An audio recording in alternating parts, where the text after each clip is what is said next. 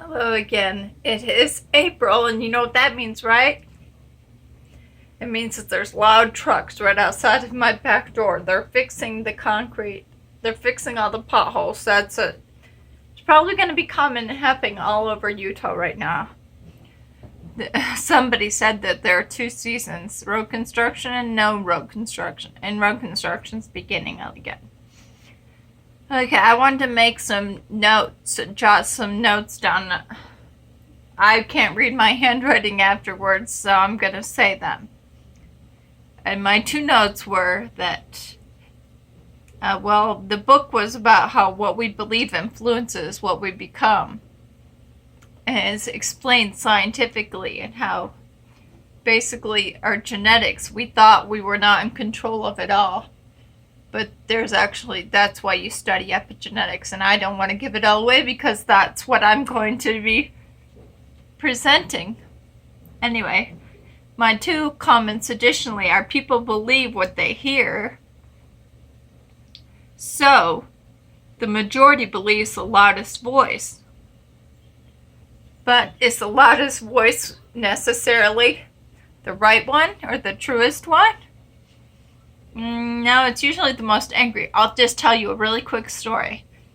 One time when I just moved west, I was so hungry. I hadn't eaten anything in a long time.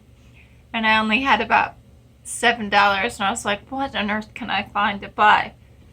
And they had this specials. I don't know what it was called, whether it was Little Caesars, because they have a $5 special. Now I might be thinking of that.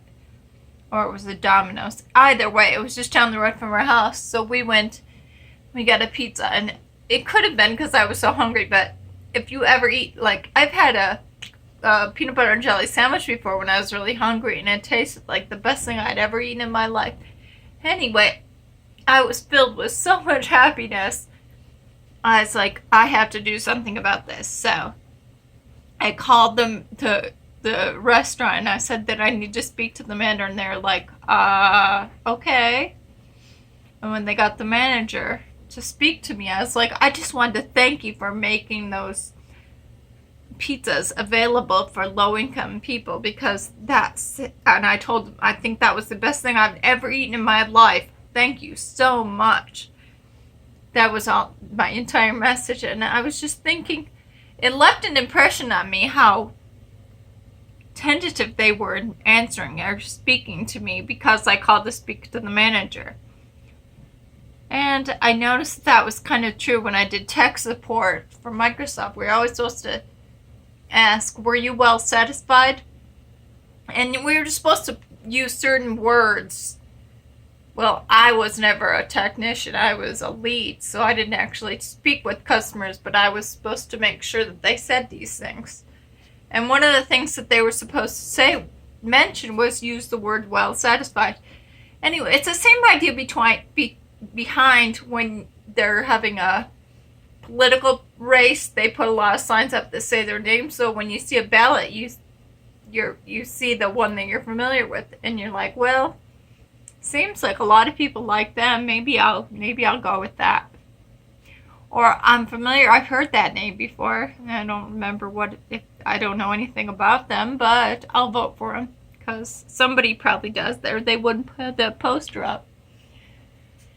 Anyway, and I just think there's a lot of fallacy, and a lot of the times. Oh, I never did finish my statement. When I worked with people, we would kind of lead so that when they received a call asking how we did, when they judge it, it wouldn't really be fair. They would naturally use words that were used with them. Anyway, so I think that's true. What are you looking for, buddy? Okay, well, lunch. Banana. Okay, you can grab a banana.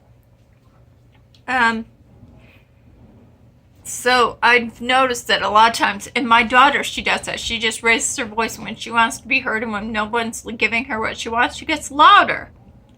I said, that's supposed to make a difference. Well, in our culture, it does, because people believe what they hear the most.